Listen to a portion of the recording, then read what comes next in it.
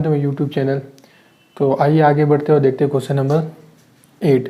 तो यहाँ पे बोला जा रहा है an AP consist of 50 terms of which third term is 12 and last term is 106। और यहाँ पे क्या बोला जा रहा है, फाइंड द 29th टर्म। तो यहाँ पे भी क्या बोला जा रहा है, हमें 29th टर्म फाइंड करना है। और यहाँ पे क्या बोला गया कि हमें एपी का थर्ड टर्म गिवन है, थर्ड टर्म कितना है 12 और लास्ट टर्म है हमारा 106। टोटल नंबर ऑफ टर्म्स क्या है 50 टर्म्स। तो ये क्या हो जाएगा हमारा 106 का जो टर्म होगा 50 टर्म होगा, है ना। तो यहाँ पे क्या करना, सेम वे में हम लोग क्या करेंगे, ए फाइंड करेंगे, डी फाइंड करेंगे, 2 इक्वेशंस बना के, और फिर हम अगेन 29 टर्म फाइंड करेंगे। सबसे पहले देखिए 106 लास्ट टर्म है, last total number of term 50। तो मतलब ए 50 क्या हो जाएगा, ए 50 इज इक्वल्स टू 106, ठीक है। और क्या गिवन है, third term is equals to क्या हमारा 12, ठीक है। ये दो की अब इससे 2 इक्वेशन हम बनाएंगे ताकि हम ए और डी फाइंड कर सके। तो यहाँ पे लिखते हैं हम ए 50, तो a 50 is equals to a plus n minus 1 d, ठीक है। ए 50 क्या है हमारा, ए 50 हमारा 106, ए 50 के प्लेस में लिख देते हैं 106। ए तो हमें फाइंड करना है, n क्या है, n हमारा 50, तो n के प्लेस में लिख देंगे 50 है ना, 50 माइनस 1 इंटू डी तो फाइंड करना है, ठीक है। तो ये क्या हो जाएगा 50 माइनस 1 क्या हो जाएगा 49। तो ये क्या बन जाएगा, इक्वेशन में 106 is equals to a plus 49 d. तो इसे लिख देते हैं 49 d, this will be our equation 1, ठीक है। सिमिलरली हम क्या करेंगे, इक्वेशन 2 इक्वेशन करेंगे फॉर्म थर्ड टर्म। तो अगेन हम लिखते हैं A3 is equals to a plus n minus 1 d. Again यहाँ A3 हमारा थर्ड टर्म क्या गिवन है हमारा 12, तो थर्ड टर्म के प्लेस में क्या लिख देंगे 12 is equals to a plus n minus 1। n क्या होगा हमारा थर्ड टर्म, तो n यहाँ पे 3 लिखेंगे, 3 माइनस 1 इक्वल्स टू हमारा 2।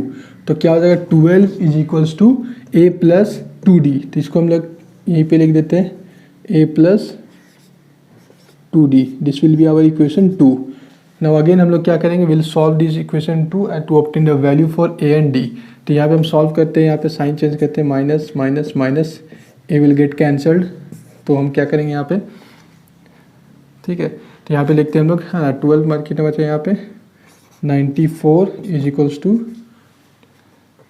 47 डी, ठीक है।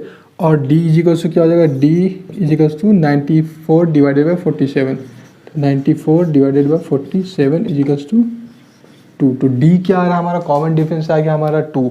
अगेन अब हम क्या करेंगे, we will find the value for a, है ना। अब ये क्या करेंगे, ये इक्वेशन को भी हमारा इक्वेशन 1 और 2 में d का वैल्यू पुट कर ए का वैल्यू फाइंड करेंगे। तो ये लिखते हैं हम लोग 12 is equals to a plus 2d, ठीक है। ये इक्वेशन 2 के लिए इसमें हम क्या करेंगे, d के वैल्यू को पुट करके हम क्या निकालेंगे, a का वैल्यू निकालेंगे।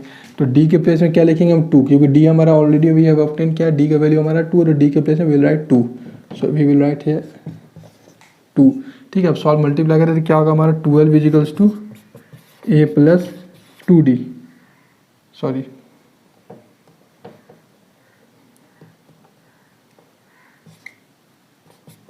तो ये क्या हो जाएगा 2 2 जा 4, ठीक है। तो क्या हो जाएगा हमारा 4। तो अभी क्या ए को यहाँ रखेंगे, 4 की तरह ट्रांसफर करें तो क्या हो जाएगा यहाँ पे आके 8, है ना। तो क्या होगा 12 माइनस 4 इज इक्वल्स टू ए। तो ए का वैल्यू क्या आ गया, ए इज इक्वल्स टू क्या आ गया, ए इज इक्वल्स टू 8। तो अगेन हमारा ए पर हमें क्या d find, we have already find d and now we have got the value for a. तो हम ए और डी दोनों हमें पता चल गया। अब हम क्या करेंगे, 29th टर्म हमें फाइंड करना है। तो हम क्या करेंगे, इसे 29 टर्म का फॉर्म लेंगे, ए 29 इज इक्वल्स टू क्या होगा, ए प्लस 29 माइनस 1 डी, ठीक है। तो a 29 इज इक्वल्स टू क्या होगा, a का वैल्यू क्या है, a इज आवर 8, तो will write in place of a will write a।